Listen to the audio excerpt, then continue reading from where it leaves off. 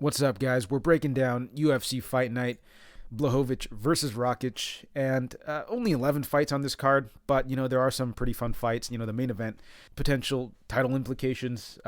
Very interested to see how the light heavyweight landscape is going to shake out after this fight. There's a couple other light heavyweights as well, in Spann and Cutelaba on the card. Should be a fun fight as well. Smolka and Grant should be a fun one. Ribas moving up to 125 to go up against Chookagian. Very interesting matchup there. Camacho Torres should be a banger of a fight. Jake Hadley, a young prospect making his debut, should be interesting there. So overall, I do think it'll be a pretty fun card. But enough with that. We do have to recap the previous card. And, I do have a few things to say, at least in regards to the main card. So I'll try to keep it quick with the prelims and stuff. So yeah, let's get right into it. Journey Newson, Fernie Garcia. I did have a unit on Newson. I just felt that Garcia is a little too unproven to be the favorite in this spot. And, Newson just went out there, showed that he was the much more dynamic striker, more well-rounded fighter as well, and won a pretty comfortable decision there, I'd say. So pretty easy cash there. Ariane Carnelosi, Lupita Godinez, terrible bet, terrible read. I thought that Carnelosi would just put up a lot more resistance, but it was just a complete dominant performance by Godinez. Pretty much just pitched a shutout there. Carnelosi didn't really get anything off. And Godinez looked like a minus 500 favorite in that spot. So yeah, pretty bad read and terrible bet. But moving along here, Klitzen Rodriguez, CJ Vergara. Had half a unit on Vergara. I just felt the line was pretty wide. Rodriguez, while he did look good on tape and he did seem like the more well-rounded fighter, I just felt the line was way too wide, especially since Vergara, if he did decide to move forward, which is exactly what he did, I felt he would have made this a very close competitive fight. And, a lot of people probably scored that for Rodriguez. I don't necessarily disagree. And of course, I do have my own bias since I did bet Vergara here, but I felt that third round was very close. Obviously Rodriguez was able to get a good amount of control time, but, I don't think he was really doing anything with it. I thought that Vergara, he was actually, throwing strikes and, he was able to get back up and move forward and land some, hard shots of his own. So, I'm obviously not complaining about the decision. Even if it had gone the other way, though, I felt like it was a good bet. I'm not too upset with, the bet itself, but obviously, fortunate to have it bounce my way for this fight. But look, I completely understand the Rodriguez side here. But moving along, Tracy Cortez, Melissa Gatto. Ended up putting a couple units on Cortez. I did say at like minus 200 something, it was pretty wide, but the line had closed up significantly and I was able to get Cortez at like minus 140. So I ended up putting a couple units on the money line. The decision line for Cortez was probably the better play here just because Cortez is not really much of a finisher, but the fight kind of played out the way I expected it to. Cortez just hits takedown, gets top control time. Gatto, obviously very dangerous off her back, but, Cortez is a very well-versed grappler herself. And, of course, she is getting, looks from Brian Ortega as well. So, you have to assume she's drilling a lot of these positions. And, at the end of the day, if Gatto isn't able to get those submissions, she will give up a ton of control time, which doesn't look good. On top of the fact, Cortez, fighting in her own backyard, probably going to get the nod. So, I was able to cash there. Very, very happy with that. Under Fiallo, Cameron Van Camp. I did have the under in this fight parlayed small just because I did feel that Fiallo likely gets the early finish.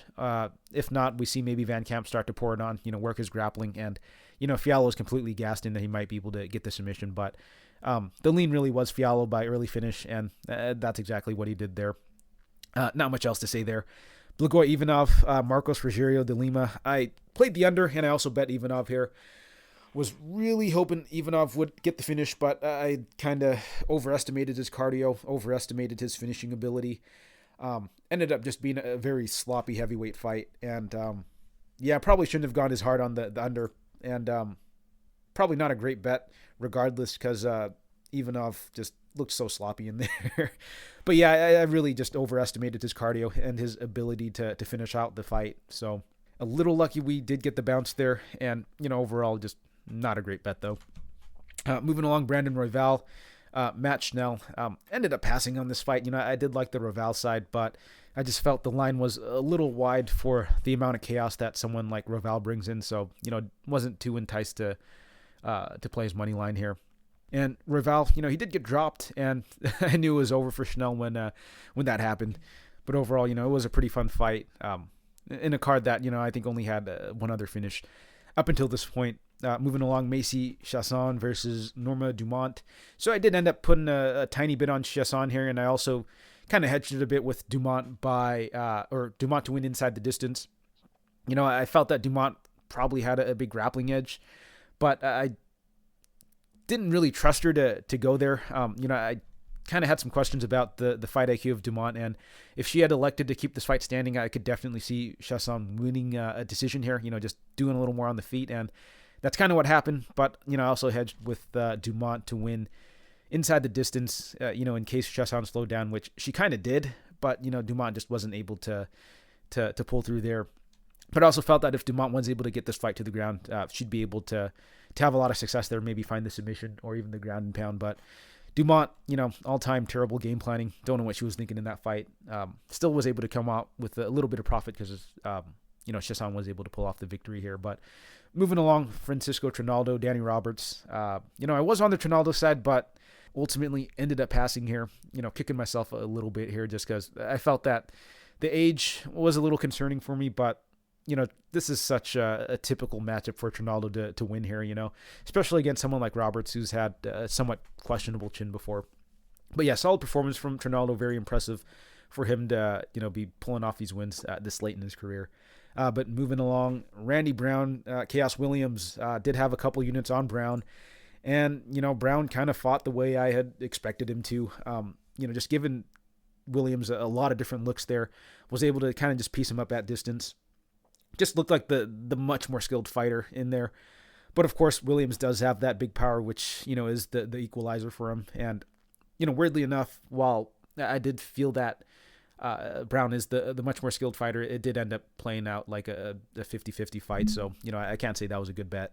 I'm glad it cashed, though. And, I think the decision's right, because while Williams did get the knockdown in that third round, I thought Brown was just doing way more work. He popped back up pretty much right after the knockdown and was able to start putting his hands on Williams. So, I don't think that knockdown should have been enough to wipe away everything that Brown was doing up until then and what he was doing afterwards. So, good decision there. Brown by decision was the real value play though, like plus 300. But at that point I already had a couple units on the decision or on the money line. Don't know if I wanted too much more exposure to this fight, but yeah, Brown by decision was definitely the play here. Moving along, Mauricio Hua, OSP. Did have OSP in a small parlay here. Nothing crazy. I did feel OSP should win this fight, but didn't trust him enough to go too hard on this. And, he kind of just coasted in this fight, man. Just went for the front leg kick all day, or that front kick all day, and just played it super safe. Not too upset with the decision. I don't think it's like egregious or anything because it's not like Hua was really landing too much of his offense either. But moving along, Chandler versus Ferguson. Pretty sad matchup if I'm being honest. Seeing Ferguson get put out like that. But, I did feel that was a potential outcome here. Not the sort of knockout I'd expected, but I did think a knockout was in the cards, especially with Chandler. Big hitter. But even without the power, I did think that the wrestling was potentially there.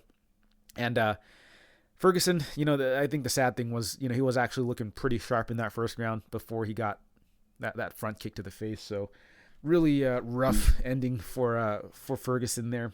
Really don't know what he does moving forward, but knowing the UFC, they're probably going to match him up with Conor or something. But moving along, co-main event, Rose Namajunas, Carla Esparza. So, story of the night, just an absolutely disappointing performance from both fighters. I had a couple units on Namajunas, but I'm not even upset I lost that because, I think Rose definitely deserved to lose that fight. Just an absolute disaster in terms of game planning and execution and more importantly, coaching, I think. Obviously, I think everyone's got a little bit of the blame to shoulder here, but I think that Pat Barry should be getting the lion's share of it. I mean, the guy's an absolute moron. You listen to what he's saying, in between rounds. He's egging her on. He's giving her encouragement, telling her, she's winning these rounds. She's doing the right thing. When in fact, it's pretty obvious. The fight's, very 50-50. Nothing's going on. You have no idea how the judges are scoring that. And he's telling her some bullshit about how, she's doing the right thing or whatever because the crowd is booing. And, I have no idea what the fuck this guy's thinking. Like, what does that even mean? It legitimately makes no sense at all. But, of course, I do think that Rose should have had a little more awareness in there. But, at the same time, if you're going to tell her she's doing fine and to continue what she's doing, like, I don't think you could blame her too much for it. Like, had he had told her to pick up the pace and throw a little more and she didn't, then, I could see her, being to blame here. But, you don't go and tell her she's winning or that she's, doing the right thing or anything like that. And I do think that Wittman probably deserves a little bit of the blame as well. Obviously he was kind of telling Rose to pick up the volume a little bit and to throw a little more. But, the way he kind of tiptoed around it, it didn't really hammer it home. And, I understand the guy was probably put in a pretty weird dilemma, weird spot for him because he probably didn't want to butt heads with Barry in that spot there. Because I think Barry's probably like maybe the main coach. And of course, a much closer relationship with Rose. But I felt maybe he could have asserted himself a little more there, or at least have been a bit more honest with how he felt the fight was playing out, in that it could have been a very close fight that is going either way. So, weird spot for him, but I do think he could have been a little more direct there, considering that, Rose is her athlete as well, and this is a championship fight. And overall, I'd say the most infuriating thing is I felt this fight, I don't want to say it's an easy fight for Rose, but, I definitely think it was a very winnable fight for her. We saw her stuff the takedowns. We saw her be able to work her way, back up. So, it was very confusing as to why she continued to fight so defensively when it was clear that she could continue to keep the fight in her realm. So, just very bad coaching there, very bad, adjustments, very bad awareness overall. But hopefully this is something they could look back on and kind of build on and reflect on instead of, just blaming bad judging or something. So really interested to see how they decide to approach this and, how Rose is going to bounce back going forward. But that's enough of that. I think I've ranted a little long there. But lastly, we have the main event. Charles Oliveira, Justin Gaethje. So I'm probably going to rant a little bit about this fight as well because, first thing I do want to say is people need to put a little more respect on the stand-up game of Oliveira. A lot of people were saying Gaethje's just going to wash Oliveira on the feet, but, Oliveira is a very dangerous striker in his own right. I think the guy's the more technical striker. The guy's got a more dynamic striking game as well. He's got some nasty elbows and knees in the clinch. He's got some nasty front kicks as well. So, I felt like Oliveira was getting a bit disrespected in the striking department. I did say it was going to be a very competitive fight, standing. And, I kind of just favored Gaethje just over his attributes because, the guy has shown, crazy durability and toughness and heart. But, that brings me to the second point here is that, I think people need to really give the chin of Oliveira a bit more credit as well. I mean, Oliveira's never actually been knocked out cold. A lot of his finishes are just him kind of looking for a way out, but, in a lot of these spots, he's able to take a lot more punishment. And, this is, I think, his third or fourth fight now where he's been hurt badly, but, we don't even know how badly or to what extent, he's really hurt because a lot of the time he's just flopping to his back. I think he's just trying to pull his opponents into his guard and using that time to recover a little bit.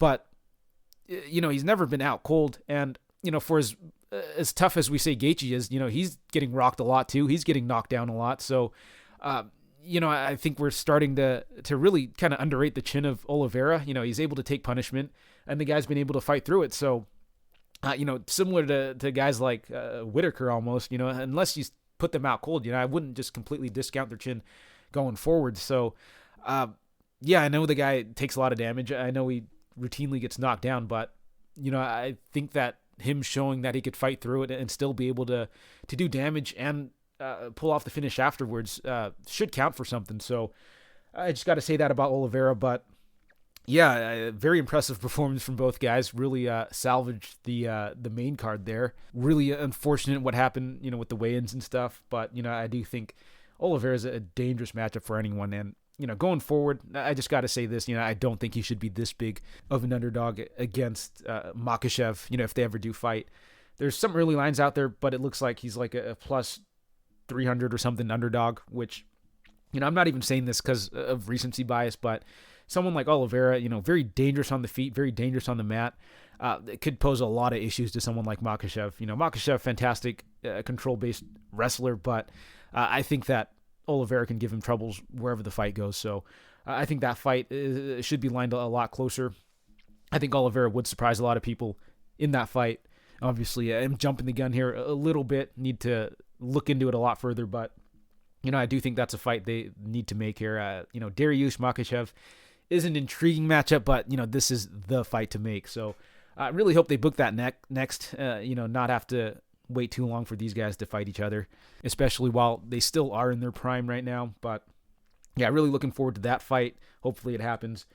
But that'll do it for this recap. Definitely went long with this one, but I did have a lot of thoughts on this past card. But without further ado, let's get right into the Rakic Błachowicz card. We have some solid fights here, so hopefully we could look to pick our streak up a little bit here and have a solid month before we go on that nice little break. So yeah, let's get right into it.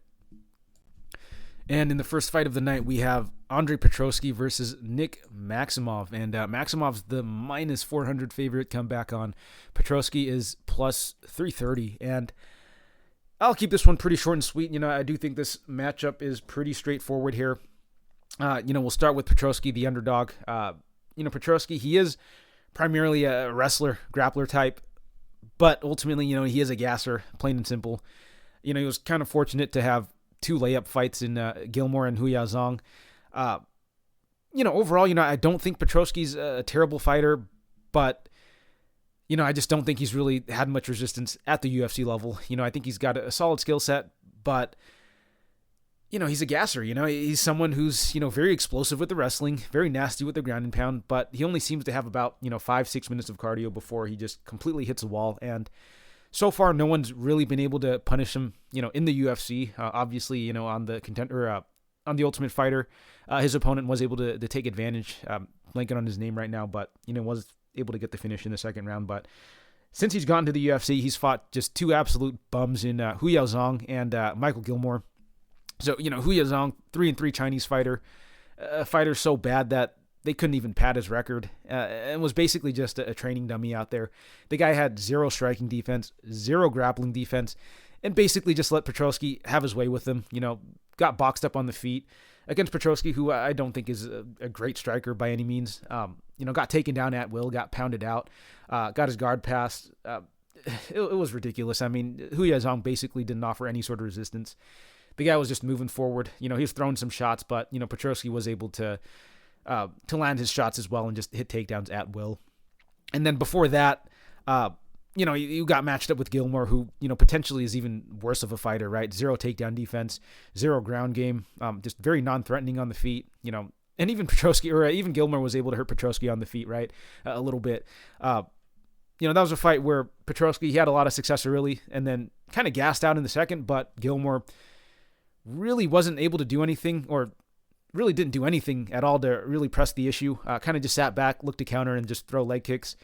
And basically let Petroski just kind of rest and find his way back into the fight, hit the takedown in the third round and get the finish. So, 2 very easy matchups for Petroski here in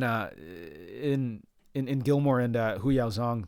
And now he's going to be going up against Maximov, who is, not a great fighter by any means, but, Maximov, he is a pretty well-versed grappler, pretty physical in there, good cardio, good durability, and in theory, I think that should be enough to get the job done against someone like Petroski. I think that he's going to be able to put up a lot more resistance than the 2 other bums that Petroski has gone up against.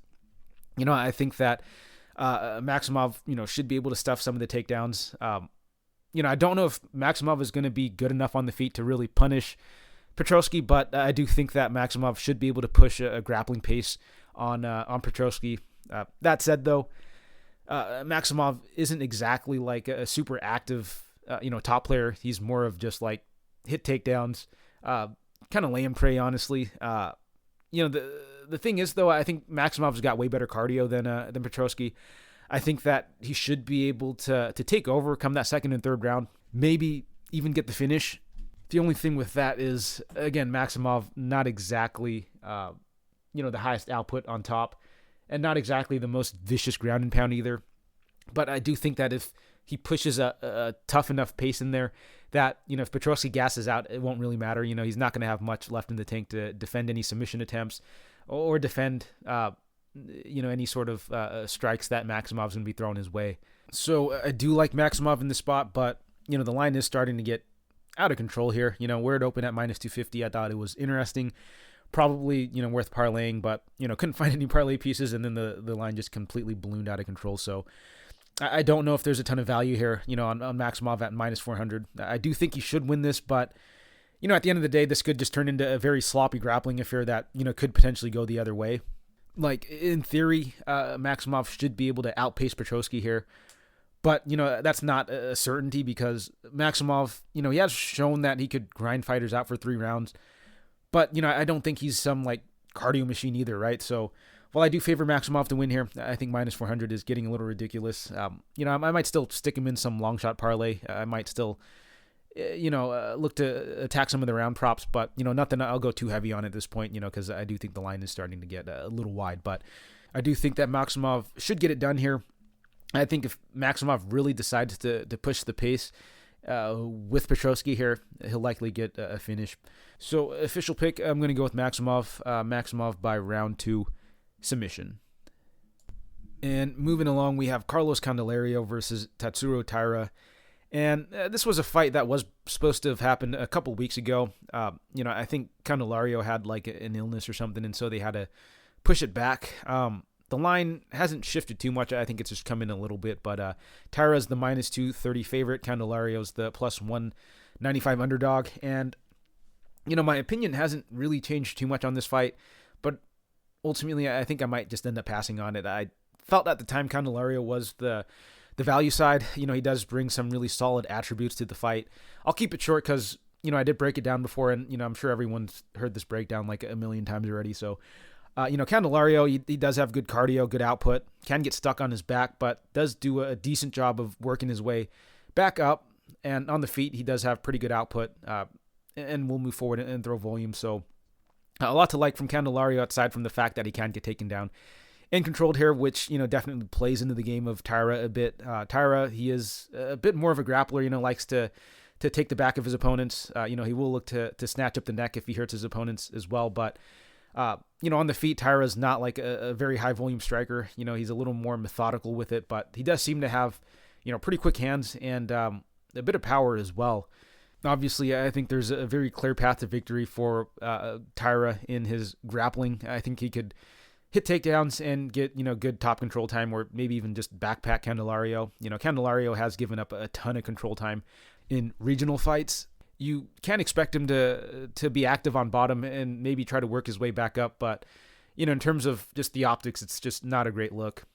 On the feet, I trust Candelario to throw a little more volume, but I feel that it might be a little dangerous for him on the feet, actually, because Taira does seem to have a bit of power, and I do think that Taira might have the quicker hands as well, a little more pop in his shot. So, I wouldn't be surprised if Taira was able to actually drop Candelario on the feet. But, I do think that Taira's best path to victory is just to go to the grappling here. However, like I said before, I definitely do still feel the line is a tad wide just because, one, Taira, he is making his UFC debut. And he is going up against someone in Candelario who technically is making his UFC debut as well, but, at least he's fought in the Contender Series. He's fought guys who, have gone on to fight at the UFC level. So, and he did fight him very closely in a fight that a lot of people thought was a robbery or a fight that, could have gone his way. So for those reasons, Tatsuro probably shouldn't be this big of a favorite, but ultimately I'm probably just going to pass on this fight just because, one, I felt that Candelario's, biggest advantage going into this fight would probably be his cardio, his ability to continue to work, his pace that he sets. But, him, pulling out of the fight the last time with an illness, I don't know if it's compromised him at all. And if it has, I don't know if I want to really get invested in that. And, if it hasn't, I'm okay with missing out on a little bit of profit here. But also, I kind of feel this fight might just be a bit of a value trap, honestly. I was on the Candelario side a couple weeks ago just because I felt, the line was wide. I thought, big plus number does seem like a bit of value here. But ultimately, it does seem like we're steering a bit too hard into the unknown. I know a lot of people, me included, I had mentioned the regional career of Taira, that maybe wasn't that strong. But, if you look at both of the opponents these guys have fought, Taira, not the most accredited regional career, but, at least he's gone up against some solid veterans, on the regional scene. And, it's not like Candelario's really fought that many good fighters regionally as well, right?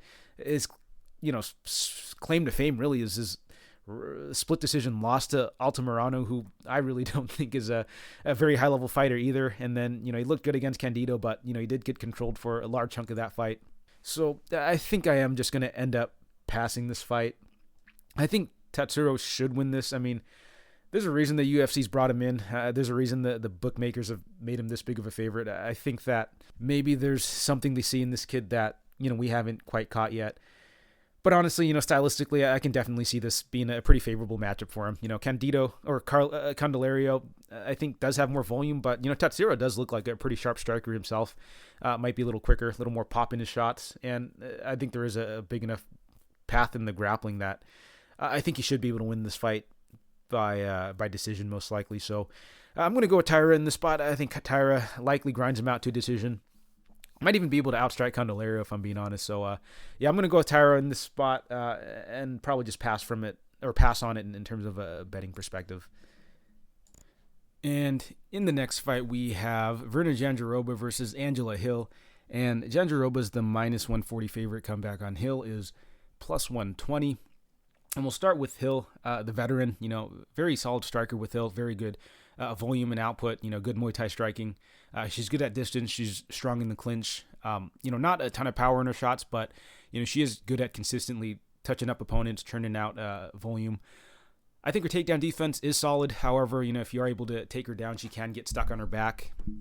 And overall, I don't know what it is with Hill's game, but it just seems like the judges don't really like her. Lots of split decision losses that could easily have gone her way. Her record's 13-11, which I don't think is, a great reflection on, how good she actually is. I feel like she could easily be like, 16-8 or something. So, a bit unlucky with some of these split decisions. But, at the end of the day, she does tend to fight pretty close in some of her fights. She's primarily a striker and, she is somewhat hittable. So it does tend to lead to her fights being a little closer than they should be. On top of that, she's getting a little up there in age, but overall, I do think she's a very solid fighter who's, actually fought some solid opponents. They're not feeding her cans. She's fighting perennial, ranked opponents. So I do think that Hill overall is a solid fighter, and that, that 13-11 record doesn't look great, but, it is a tad misleading in my opinion. She's going to be going up against Jandiroba, who is primarily a grappler, pretty solid wrestling on her part, really likes to attack the single leg. On top, she's, super dangerous. She's very strong there. Very high-level submission grappler. All of her UFC wins have actually been by submission. Technically, she did have actually one win against Murata, I think, by doctor stoppage, but that's because she snapped her arm. So, technically submission, I'd say. And, even on the regionals, she's gotten a ton of submission wins. However, with Jandiroba, I do actually feel that she struggles a bit when she goes to a decision. All of her UFC losses are by decision. And on the regionals, I think she's got a couple of split decision wins. So I do think that as fights get extended, if she isn't able to find the submission, she does tend to struggle a little bit. And watching her fight with Ribas, it all kind of clicked for me. Jandiroba, I think, has got extremely questionable cardio. And, it does kind of make sense if you think about it a bit. Jandiroba is actually, kind of jacked up for the division. And on top of that, she pushes a very aggressive grappling pace. She's got very big power, uses a lot of energy with her grappling. And, if you look at her record, she's got a ton of early finishes as well. So it does make sense that as she gets extended, she will start to slow down. And, in the Ribas fight, she was actually having a lot of success early. Made me really sweat my Ribas bet, actually. I had a pretty big bet on Ribas, but Jandiroba was able to get, pretty significant top control time. And, did win that first round, I'd say pretty emphatically. And I figured, if she's able to just get another takedown in the second round, she likely wins the fight, pretty clearly here. But she ends up not being able to get the takedown and just gets outstruck, in the second and third round. But the reason for that is because Jandiroba was just completely cooked after that first round. She's moving really slowly in there. Her grappling's far less effective. Her takedown entries much slower, much more telegraphed, and Ribas was just able to stuff the takedowns and just do work on the feet. So overall, I am a little skeptical of Jandiroba, but I think in this fight she does have a lot going for her. Obviously, I think she's going to be the much stronger fighter. She's going to be the younger fighter as well. And on top of that, she's going to be the much better grappler, and I do feel there's a very clear path for Jandiroba, but again, I do have some pretty legit concerns in terms of the cardio. Round one, I do favor Jandiroba pretty heavily. I think she wins most of her round ones, actually. I think she's going to be able to hit takedowns, maybe even get the sub against Angela Hill. I don't think Angela Hill's, ground game is particularly great. But, I do think if Hill can survive that first round and really make Jandiroba work, I think the fight will start to get very interesting because, overall, I think Jandiroba wins round one at a pretty high clip. Either she gets a submission or just gets a ton of control time. So, round one, I favor Jandiroba at like a 95% clip almost. Round three, I think if the fight does somehow get there, I think it's Hill all day. Hill has shown really good cardio. She's shown that she can maintain, very solid output throughout the fight.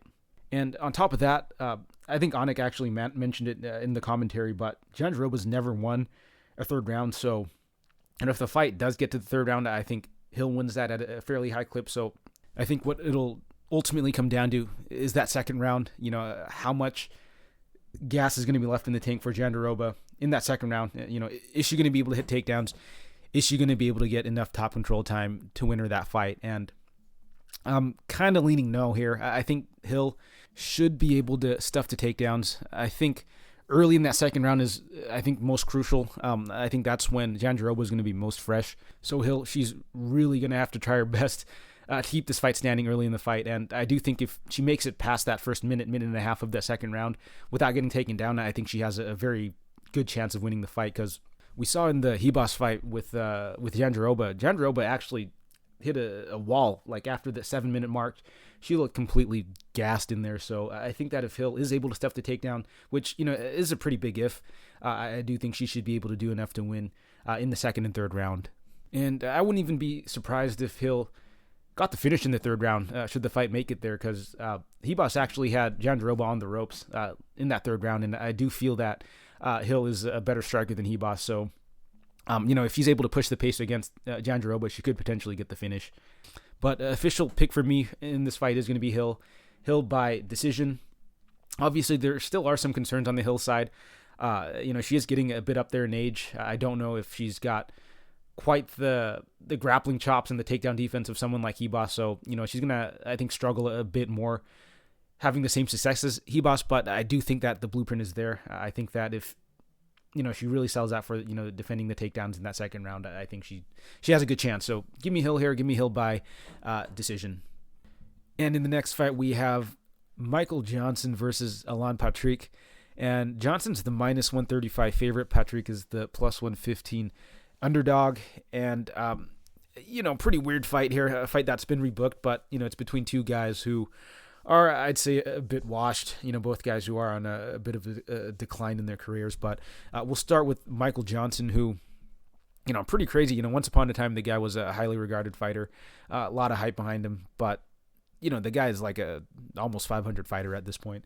But Michael Johnson, the guy's got good striking, man. Very quick hands, good combination punching, good counter punching as well. Does a good job of putting combinations together, and it does look like he's still got a little bit of power, but he honestly just has not looked great lately. And, I don't even want to say he hasn't looked great. It's just that he's a very inconsistent fighter, and I feel his style just hasn't really aged all that well. Because with Johnson, he's basically just a very one-dimensional striker, honestly. And, I'm actually looking over his record, and he's only got 3 knockout wins. So, the guy's not like a big finisher, so he's very reliant on just doing enough damage to win on the cards. And lately he just has lost a bit of a step. He's also getting taken down a lot as well. So, his style, I just think, hasn't really aged all that well. And on top of that, the guy's kind of been just finding ways to lose fights. Obviously, there's the Moises fight where, he's doing really well that first round, but then gets caught in an ankle lock early in the second round. Not a great look there. And then before that, he's doing pretty well against Josh Emmett and then gets knocked out in the third round. So I don't know what's going on with Johnson, but it's just not a great look and not someone that I'm overly excited to really pick or bet on. But he's going to be going up against Allan Patrick, who, honestly, it's looked like he's regressing a bit too. And the fact that he fights so infrequently, I think, makes it much worse as well. But with Patrick, he is more of a grappler. The striking is still very much unpolished, even at this stage in his career. The guy's like 38 years old, and he's still throwing just big winging shots on the feet. Does have a decent kicking game to maintain range, but by and large, he is looking to get the fight to the ground. And even on the ground, though, he's not like a very aggressive fighter there, in my opinion. He's more of like a grinder. We saw in the Stevie Ray fight, just racked up a ton of control time. In the Hadzovic fight, was just repeatedly hitting takedowns and racking up control time. So not the most lethal guy on the ground, I'd say. But, he does have a good minute winning style in his ability to rack up control time. However, those fights did happen a few years ago and against lower level guys as well. So I don't know how much of that he's got left in the tank. I don't know if he's going to be able to pull off those sort of performances again. But, if there's anyone that he can do it against, it's probably Michael Johnson in this stage in his career. But honestly, this is a pretty tough fight because I think both guys can definitely excel, in certain areas. Like, I think Johnson definitely is going to be the much better striker, but, Patrick, if he is able to get Johnson down, could give Johnson a lot of troubles. Johnson, while he has, decent takedown defense, once you are able to get him to the ground, he can kind of get stuck there. Guida was able to take him down most recently and control him there. Guida's got fantastic cardio, though, and I just don't know if Patrick at this stage in his career will have the cardio to have a grapple-heavy game plan. So a lot of variables in this fight, especially, you factor in the cardio and everything. I think this fight could really swing either way. But, if I had to pick a side, I might have to just go with Johnson. I think that maybe he's able to stuff the takedowns and get his striking going, maybe be able to hurt Patrick. But, I think maybe further as the fight progresses, we could see, Patrick start to hit some takedowns and get a bit of top control time. But again, Patrick just not the most lethal guy on top. I don't know if he's going to be doing enough to really sway around in his favor unless he's able to just lay on top of Johnson. But I feel that if Johnson is able to stuff takedowns, maybe work his way back up, he should be able to do enough on the feet to win, a pretty close decision.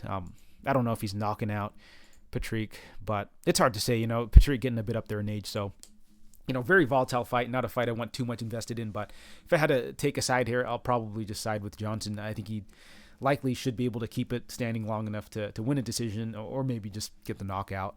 So yeah, official pick Michael Johnson by decision.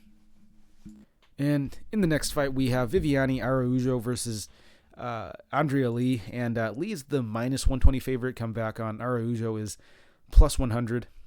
And we'll start with Lee first. So Lee, primarily a striker. She's got a nice jab, 1-2, nice front kick as well. Does seem to be pretty strong in the clinch. Does have pretty good output also. However, she is kind of hittable and does have pretty bad takedown defense and does struggle off her back. So the optics just do not look good for Lee. She does have good output on the feet, but with how hittable she is, it kind of evens out. And then on top of that, her opponents have been able to take her down and control her, which have lost her a lot of close fights that way. And on top of that, she does seem to slow down a bit in fights.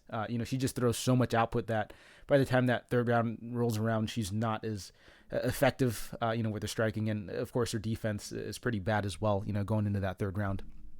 And, she's going up against Araujo, who is a pretty heavy-handed striker. She's got a nice low calf kick, nice jab. But the thing with Araujo is she's not really putting together combinations. She does hit hard, but, she's just thrown a lot of singular strikes together. But, with Araujo, she has shown that she can wrestle a little bit. She's got really good timing on her double. However, I don't think that she really likes to engage in the grappling. I've seen her kind of just let opponents get back up a lot of the time. She doesn't really do much with, her top control, even when she is able to hit takedowns. So overall, I do think that Araujo is a lot more comfortable on the feet. And I think part of the reason why is because Araujo does slow down as well. And I think that the wrestling and the grappling really starts to sap at her cardio. So I think that she just prefers to strike because it's a far more efficient use of her gas tank than looking to wrestle and grapple. But taking a look at the matchup here, I do think it's going to be a pretty close affair like the line would suggest. I think that on the feet, it's going to be very competitive. I think it'll really just come down to what the judges prefer. You have the volume striking of Lee, but I do think that Araujo is going to be landing the much heavier shots, the much more impactful shots. And with how hittable Lee is, I do think that Araujo is going to be able to land some flush shots on her that can definitely, swing her the rounds. But I do think that, in between those shots, Lee's going to just be working so much more. So it's kind of tough to score in that regard. Some judges prefer the power strike, some prefer the busier fighter. So I do think on the feet it's pretty 50-50. However, I do think that Araujo might have some wrestling upside, but again, with Araujo, she's just not a proficient enough grappler for her to, I think, win enough minutes for the wrestling to matter too much here. But as far as an official pick, I think I'm actually going to have to side with Andrea Lee here. I think that she's going to be a bit quicker. I think she's going to be able to beat Araujo to the punch. If you look at the fighters that Araujo's beaten, Roxanne Modafferi, Montana De La Rosa, Modafferi, an older, slower fighter, and De La Rosa, a grappler. Well, yeah, Modafferi's a grappler as well, so she's beaten 2 grapplers essentially in her last 2 wins, and then Alexis Davis, another older, slower fighter. So I do think that Andrea Lee might be a little too quick for Araujo, and Araujo is 35 as well, so she's getting a little up there in age. And while I did say that Andrea Lee kind of slows down in fights, I do think that Araujo slows down a little bit more.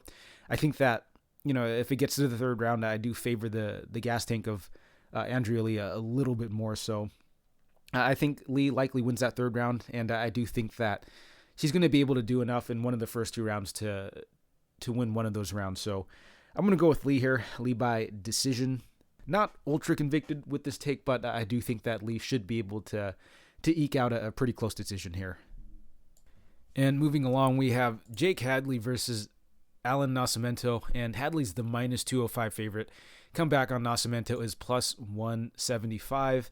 And we'll start with the UFC newcomer and the big favorite in Hadley first. So Hadley definitely looking like a really solid, well-rounded prospect. So far, I've kind of like what I've seen in terms of his offensive boxing. He is a little hittable though, but overall, I feel like his real strength is going to be in his wrestling and his grappling. He does seem pretty slick on top, pretty well versed on the ground. Overall, the cardio seems solid as well, and I've seen him grapple hard for 3 and even 5 rounds. And he is going up against, I'd say, pretty decent regional opponents, beating solid mid-level guys, not just some can crusher who's, beaten debutantes. He's beaten guys who've actually got some regional experience, so I like that from him. And before that, he's had a somewhat extensive amateur career as well. But of course, he's coming in as a pretty juiced Contender Series favorite, which, a lot of people are kind of scared off of and, kind of want to fade. But I feel that Hadley's definitely got the tools to succeed at UFC level, I think. And he's going to be going up against Nascimento, who's a pretty solid, well-rounded fighter in his own right. Pretty good output on the feet, nice jab, 1-2, and low kick. But I think Nascimento, he is more of a grappler, very slick submissions himself, a ton of submission wins. But with Nascimento, he is a bit of a guard player. Ulanbekov was able to lay on top of him for 10-plus minutes. And, Ulanbekov, I think, was someone who a lot of people aren't as high on anymore. But, I think Ulanbekov still is a pretty solid wrestler and a control guy, just not the most active on top. But, I still think Ulanbekov's a solid fighter. Solid, like, low-level UFC fighter, that is. But, with Nascimento, he does have a pretty extensive regional career as well. However, he does seem to struggle a bit when he gets that step up. The guys he's lost to, Ulanbekov, obviously, Raulian Paiva, Yuki Matoya, Ricardo Ramos, back in the day. So, I consider Nascimento a top-end regional talent, but of course, he's kind of just been struggling, breaking through. And, guys like Paiva and Ulanbekov and Ramos, they're solid, like, mid-low-level UFC fighters, but I don't think they're, like, super high-end either. So, we kind of see where the ceiling is with Nascimento. And So I guess the question here is, is Hadley a UFC level fighter? And I'm kind of leaning on, yes, he is. I think that he's got a very well-rounded skill set. But the thing I like the most out of him is, he does seem pretty durable, and he does seem to have very good cardio, which I think is going to be a big, big factor in this fight. I think that, stylistically, this could be a pretty favorable matchup for Hadley. I think that there's a pretty clear path to him in the wrestling and, the grappling. Nascimento, I think, may be the better grappler, but the thing with Nascimento is he is a bit of a guard player. He can get stuck on his back fishing for submissions. And I do think that Hadley's a good enough grappler to be able to take him down, stay safe on top, and just rack up control time. So I think that, if Hadley is able to take Nascimento down, he could have a lot of success there. In terms of the striking, I think that it should be pretty competitive. I think that Hadley is pretty hittable, so I think that, both guys are going to be in it for as long as, it stays standing. But I do think that Hadley should be able to hit takedowns here and get enough control time to win a somewhat uneventful decision similar to the Ulanbekov fight. But I think what really kind of edges him in this matchup is going to be the cardio. He implements a pretty wrestling and grapple-heavy game plan, and he's able to do it for 3 hard rounds, kind of similar to Ulanbekov. I'm going to mention that fight a few times here because I do think there's a lot of similarities in this matchup. But obviously, Hadley's got to be careful here because, one, this is a big step up in competition, compared to the guys he's been fighting over on the English regionals. And, Nascimento is a pretty sneaky, pretty slippery grappler there. But I do think that if Hadley stays safe, he could definitely kind of grind his way to a decision here. So that's kind of how I think Hadley gets it done by. I think he gets it done by decision. I don't think that Hadley's going to be knocking Nascimento out. Hadley's not really like a big power guy. He's more of like a submission guy. Most of his wins are via submission on the regionals, but I don't think he's going to submit Nascimento. Nascimento never been submitted or knocked out. So I think his most likely path to victory is going to be to grind him out to a decision here. So I'm going to go with Hadley. I think Hadley gets it done by decision. The line obviously, is a bit wide here, especially since the guy is coming off of, a Contender Series win, UFC debut. I wouldn't say weak level of competition regionally, but I don't think he's really fought, the highest level either. So, I wouldn't recommend laying the -200 on him, but I do think he gets it done here. I'll probably be playing him small for the decision. I think Nascimento maybe by submission is live as well, but I do think that ultimately Hadley's going to get enough top control time to win the decision here. So, give me Hadley by decision. And in the next fight, we have Manuel Torres versus Frank Camacho, and Torres is the -155 favorite. Come back on Camacho is +135. And we'll start with the UFC newcomer in Torres. So, yeah, not a ton of footage on the guy, but from what I have seen, it looks like he was someone who, did used to start off very aggressively, just very wild in there early. But, in the Contender Series fight and on the one other regional fight, I found he was a lot more composed. So it looks like he made some adjustments to his game. But overall, he does seem like a pretty dangerous striker, very sharp in there, nice snapping shots. He likes to keep his opponents at the end of his strikes, great use of the kicks as well. But of course, the issue we have with these guys is, very limited level of competition. The guy was piecing up a wrestler on the Contender Series, got away with a pretty egregious eye poke that led to a finish. Of course, it's Herb Dean reffing that fight as well, but he likely would have won that fight anyways. But of course, that was just a very unceremonious end to it. And then in his one other regional fight that I found, he just catches this, 10 and 11 guy in a standing guillotine and just chokes him out. So, the guys he's fighting, not very high level whatsoever. So, a lot of red flags there in that regard. And, he is going to be going up against Frank Camacho, who, quite frankly, hasn't looked all that good himself. Camacho is a bit of a brawler in there. He does actually push a bit of a pace with his striking, very aggressive, likes to move forward, likes to throw volume, and likes to get in a firefight. But, he is getting matched up against some, very solid fighters, guys like Li Jingliang, Drew Dober, Jeff Neal, Benil Dariush. So all very solid fighters, all ranked fighters, a couple of them up at the 170 division as well. So, you can't knock him too much for his losses. But, I guess the big red flag was his loss to Justin James, who showed up short notice in that fight, bum rushed him, and was able to get him out early in that fight. Gave Justin James his only win in the UFC. And that James since then has been cut So Camacho on a pretty rough skid, the chin not looking great. And, on top of that, he is coming off of a pretty long layoff. So a lot of concerns on the Camacho side. But on the other hand, this is a pretty big step up in competition for Torres here. I think that, I think that Torres obviously is live for the knockout early, especially with the questions that we have with Camacho's chin. But, if he doesn't knock Camacho out, if the fight does get extended, I do think that Camacho could definitely start to pour it on him come that second and third round. We still have a lot of questions as to how Torres is going to look when he does get extended. And on top of that, Camacho can actually wrestle and grapple a little bit. I think that if he's able to mix that in, he can make this a very, very competitive fight. Of course, you do have to have concerns about Camacho's chin. He could just get blasted early here, especially if Torres does decide to go back to fighting wild like he did in his early days. I think that if he's able to just go in there and blitz Camacho, he could potentially catch him.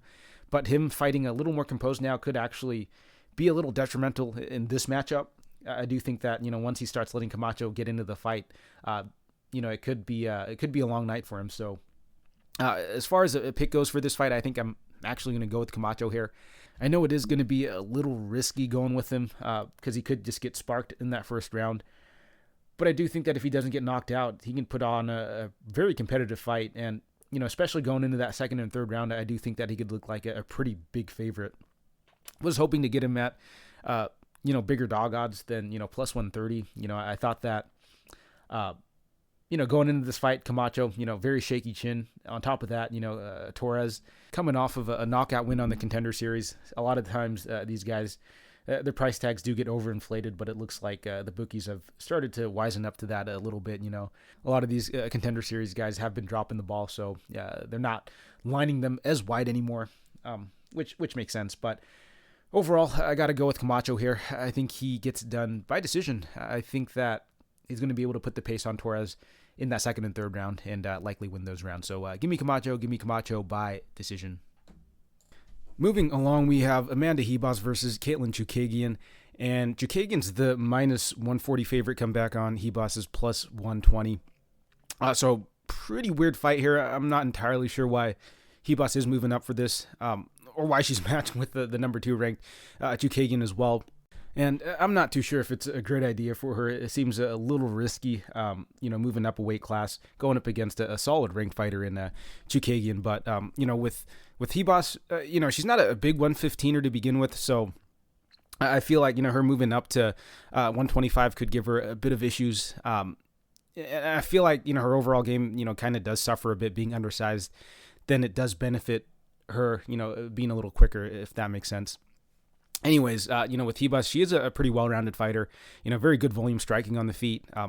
Defensive tendencies aren't particularly great, and, she is kind of chinny. But, offensively, she does have really good output, really high work rate, nice varied attack as well. She does move well and put combinations together pretty well. But, of course, she is liable to just get clipped and dropped by, better strikers. Obviously, she's been, knocked out a few times, once by Viviane a little while back, and then twice by Marina Rodriguez in the same fight. And even Jandiroba was able to get a knockdown on Ribas. So I do feel, Ribas is a bit chinny, and I do think her chin is a bit of a liability. But, moving up, it might hold up, not having to cut as much weight. But I do feel her biggest strength is going to be her grappling. She's got some, nice takedowns and trips, very good top control, very good jiu-jitsu, obviously. And, we saw that she wasn't afraid to go to the ground against high-level grapplers like Jandiroba and Mackenzie Dern. So with Ribas, I do think she's a very solid fighter with a very bright future, but I do feel that it's more so at the 115 division. I don't know how much success she's going to have at 125. And she's going to be going up against a solid ranked fighter in Chookagian. And I know people like to meme Chookagian, but, she is a perennial, top 3, top 5 contender in the division. She's a pretty good striker, for the division. She's got good footwork, good distance management, uses her length really well for the division, good volume, good output.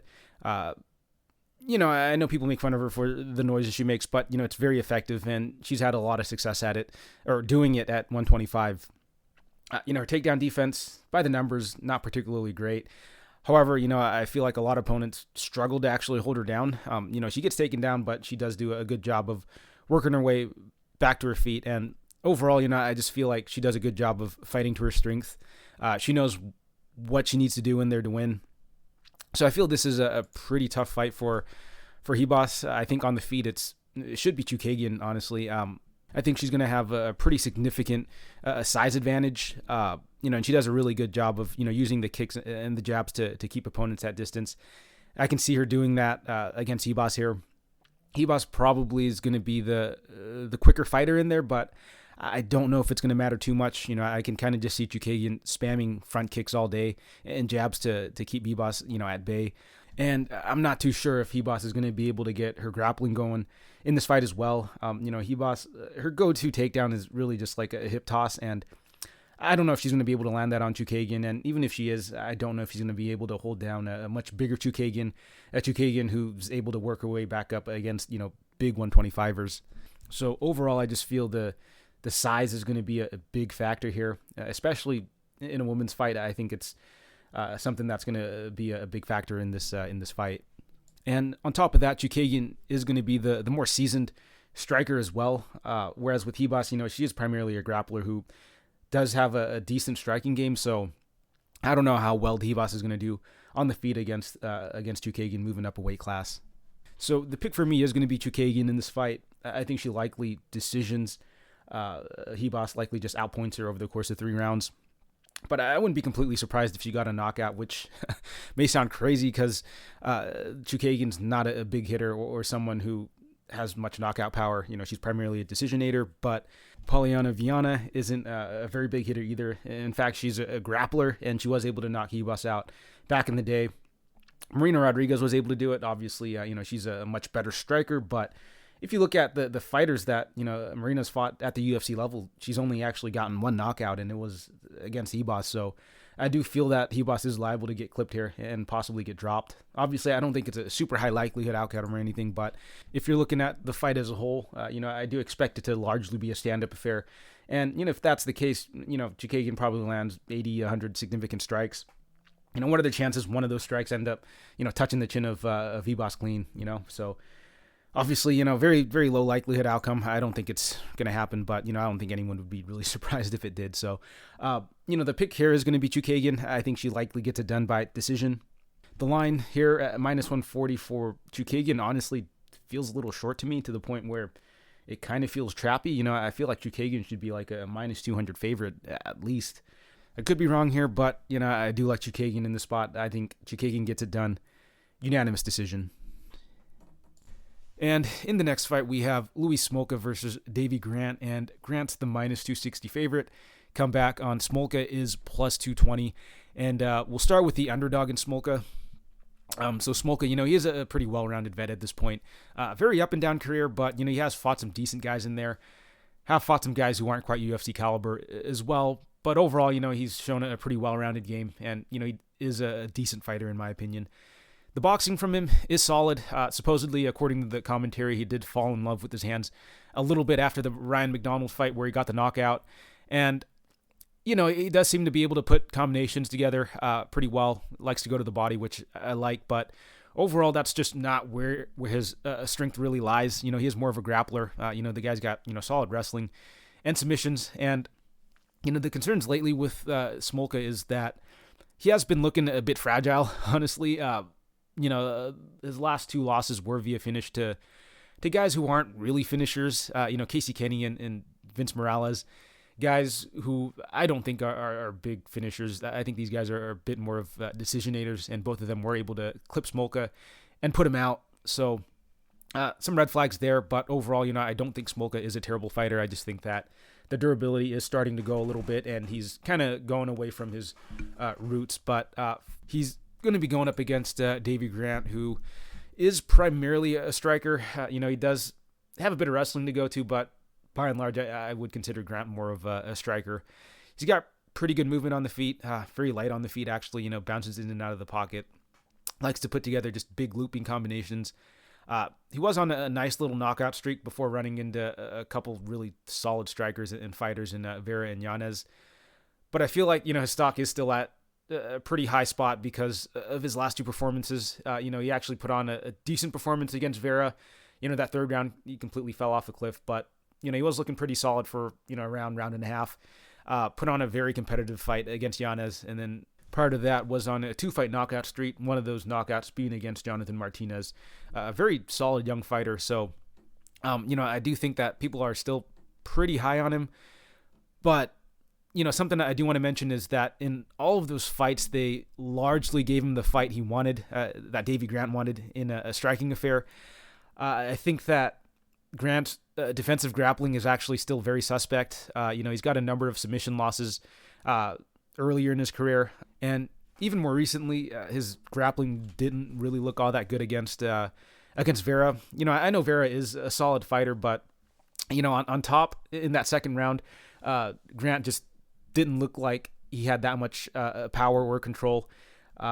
Honestly, that second round could have been a lot closer had he not gotten reversed by Vera as well, because Vera, he was doing damage early in the fight, but Davey Grant was able to hit a takedown, get top control time, but he just wasn't doing much on top, and he did end up getting swept, and Vera did start raining down ground and pound on him, and I'm not saying he would have won that fight had he have maintained top control time, but I do think he would have made it much more competitive. But a lot of red flags on Davey Grant's side in terms of the grappling. And, of course, before his 2 decision losses most recently, he was, getting submitted. So I think that's something that Smolka could definitely exploit here. I think that Grant, his grappling's not great, and I do think that he might not be physically as strong as some of these other fighters as well. But on the feet, I definitely do favor Grant, though. I do think that he's going to be more durable standing. He's much more comfortable standing as well. I don't think Smolka's striking is terrible or anything, but at the end of the day, he still is more of a grappler.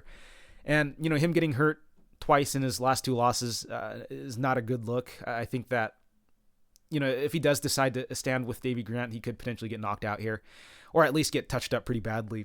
But I will say this, though, in both of the fights that Smolka got hurt in, he got caught on the counter, and, I don't know if that's a big part of Grant's game. We just haven't seen it too much, but I do still think that Grant, could potentially put Smolka out here, but I feel like the smart thing to do for Smolka in this fight is to go to the grappling, go back to his base, and really just look to bully Grant in the grappling exchanges. I think that overall, Smolka is the more physical fighter. He's going to be the younger guy as well, right? He's 30 years old. Grant is 36, which, funny enough, even though Grant is the older guy, I feel that Smolka is a little more washed in terms of, I guess, his durability. But outside of that, I think Smolka still is decent enough offensively to be able to hit takedowns and control someone like Davey Grant, in the grappling. So I think that Smolka shouldn't be this big of an underdog, honestly. I think that the only way he looks this big of an underdog if he decides to just stand and trade with Grant.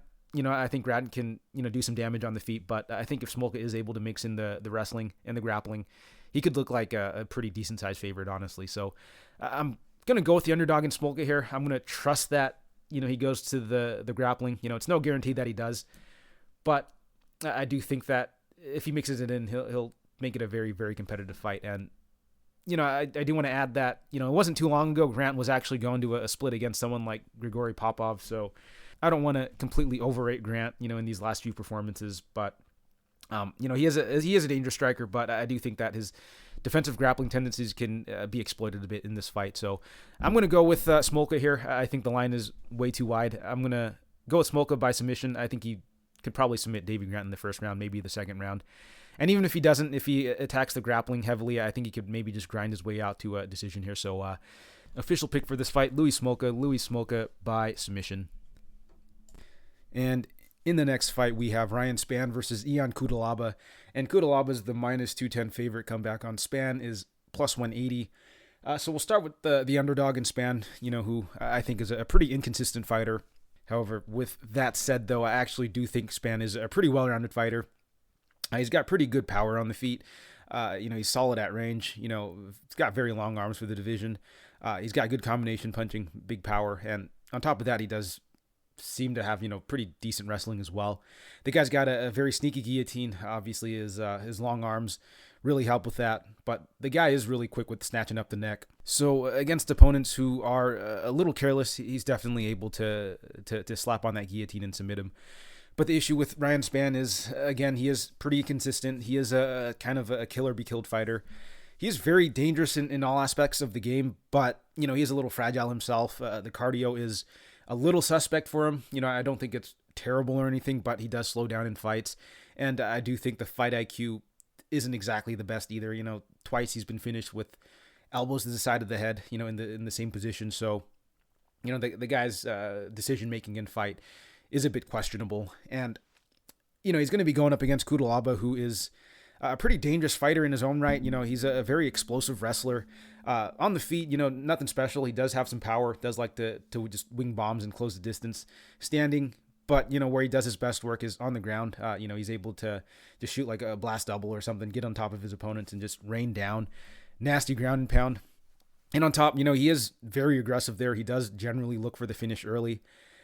And, he does seem to fall off after that first round, but I don't think it's as much of a cardio issue as it is a pacing issue, because, the guy does go all out in that first round. And the way he fights, it's just very cardio intensive. I do think that if he prioritizes control a little more over the ground and pound, he could definitely extend himself a little better in fights. We saw in the Devin Clark fight, he actually didn't look too bad, going into the second and third round. Was still able to consistently hit takedowns even after going hard. But, he had done a ton of damage on Clark as well. But we did see in the Teixeira fight and the Jacoby fight, he had a very dominant first round and kind of just fell off a cliff, ended up getting finished by Teixeira and then, dropping the next two rounds against Jacoby for a draw there. So, I do think that he's a fighter where if he's able to slow it down in that first round, he could definitely have sustained success going into that second and third round. But he hasn't really shown it yet, but it is something that I do think that is something he can improve on. But taking a look at this matchup, it's kind of tough because I do think that both guys do have paths to victory here. Both guys are pretty dangerous in their own right. I think Spann, he's got a ton of power on the feet. I think he could definitely knock Cutelaba out. Cutelaba, he has been knocked out before. He has been finished, so I think that's on the table. I think that Spann can also lock in a guillotine if Cutelaba isn't careful, with his takedown entries. Again, Spann, he does have a number of those, guillotine finishes, and he does have very long arms. So I think that's live. But I also think that Cutelaba could just take Spann down and just rain ground and pound on him and beat him up that way, or maybe just land something big on the feet and knock him out. Because Spann, he has been finished before as well. He's been rocked. He's been dropped. I don't think either guy's got the best chins for the division. So I think the finish is pretty live on both sides. But as far as a pure pick goes, I think I got to side with Cutelaba. I think that even though Spann may have a few more paths to victory, I think that Cutelaba's wrestling is going to be what really controls where the fight goes. And I think that gives him a bigger window for his path to victory, even though, it's a bit more limited, if that makes sense. And on top of that, I do think that Cutelaba's actually had a bit more success in fights that have been extended. And I also feel that with a few tweaks to his game, he can continue to have success, later in fights if he does pace himself. So I think the upside is definitely with Cutelaba here, but ultimately I do still feel the line is kind of wide just because I think that Spann definitely has his paths to victory as well. However, I'm probably not going to play a money line on this side just because I do feel the line, or not the line, but the fight is, somewhat high variance. I think what I'm looking at potentially might just be the unders. Although I will say this about both guys, most of their fights tend to end in the first round. But if it doesn't, it kind of actually ekes to a decision because, if you look at both of their records really quickly, we'll start with Spann first. In the Anthony Smith fight, ends in the first round. Serkinov fight ends in the first round. Walker fight ends in the first round. Alvey fight goes to decision. Devin Clark fight ends in the second round. Nogueira fight ends in the first round. Henrique fight goes to decision. Sorty fight, first round. Nicholson, Dennis, Tucker, Roberson, Pizzolato. I mean, there's like a good streak of fights where he either gets finished in the first round or he gets a finish in the first round. And then with Cutelaba, very similar, right? Devin Clark, decision. Jacoby, decision. Ankalaev, both in the first round. Roundtree in the first round. Teixeira, second round. Antigulov, first round. Henrique da Silva, first round. Jared Cannonier, decision. Jonathan Wilson, decision. So yeah, a lot of their fights either end in that first round or it kind of creeps to a decision. Obviously, there's going to be a couple fights that, either end in the second or third round, but by and large, someone either dies in the first round or it kind of just creeps to the over. So something I'm potentially looking at is actually maybe fight ends in round 1 or just the fight goes to decision. I think those will probably get you the juiciest lines and probably the most value. But of course, the fight could end in the second and third round. I'm not completely ruling that out, but historically, that's just kind of how their fights have played out. And if you think about it, it does make a bit of sense. Both guys do tend to start pretty hot early. And with Cutelaba, I believe all of his finishes actually are in the first round. The guy goes really aggressively in that first round. And if he isn't able to get you out of there in that first round, I do think that his gas tank kind of falls off enough that he won't be able to do enough damage in that second or third round. Spann, he does have I think a few finishes later in the fight, just because I think that he does a better job of, conserving his cardio. So I think that if anyone's getting a finish in that second and third round, it's probably Spann, especially if Cutelaba goes a little too aggressively early. But even with Spann, most of his finishes are early in the fight. So I think someone likely gets finished in that first round. So yeah, kind of went on a little too long with this one. Official pick for this, I think Cutelaba gets it done in the first round. But yeah, I'm probably not going to have too much invested in this. I do think a number of things can happen in this fight. So official pick, Cutelaba, round 1, knockout. And in the main event, we have Aleksandar Rakic versus Jan Błachowicz. And Rakic is the -150 favorite, come back on. Błachowicz is +130. And this is a very interesting fight, a fight with, I think, potential title implications for Rakic if he wins. Whereas for Jan, I do think he maybe needs 1 or 2 more wins after this before he gets another crack at the title.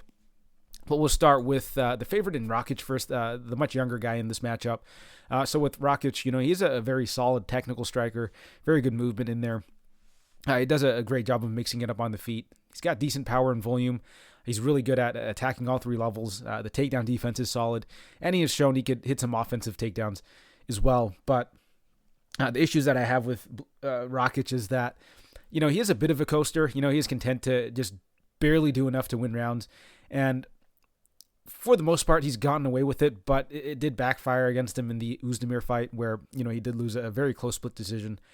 Arguably won that fight. A lot of people thought he won that fight.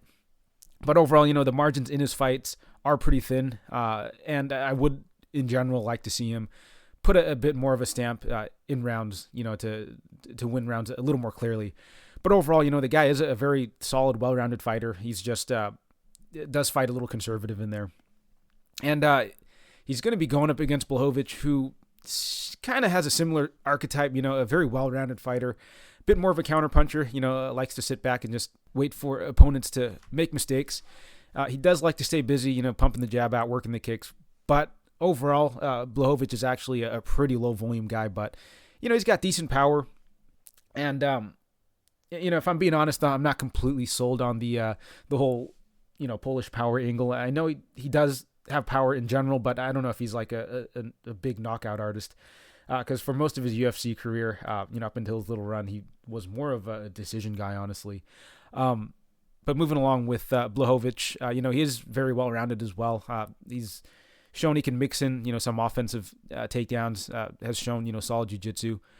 However, the big concern that I have with Błachowicz, well, a couple concerns actually.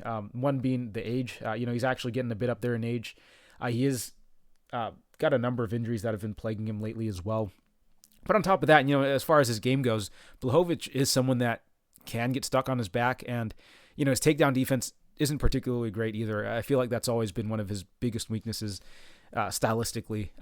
So obviously he's coming off of a submission loss to Glover Teixeira. But that was in the second round. The first round, Glover actually got a ton of control time in that first round.